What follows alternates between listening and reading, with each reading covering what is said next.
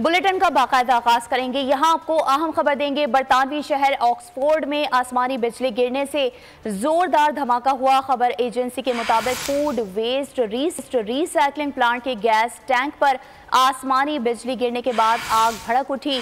Plant खुराक के फुजले को बायोगैस में तब्दील करता है।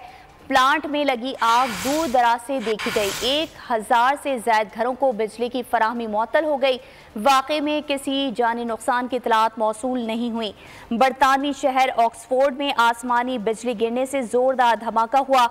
खबर एजेंसी के मुताबिक फूड वेस्ट रिसाइकलिंग प्लांट के गैस टैंक पर आसमानी बिजली गिरने के बाद आग भड़क उठी। प्लांट खुराक के फुजले को बायोगैस में तब्दील करता है। प्लांट में लगी आग दूर दराज से भी देखी गई। 1000 से ज्यादा घरों को बिजली की फराहमी मुअत्तल हो गई। वाक़े में किसी जानी नुकसान की इतलात मौसूल नहीं हुई। सब्सक्राइब करें और बेल दबाएं ताकि कोई खबर रह न जाए।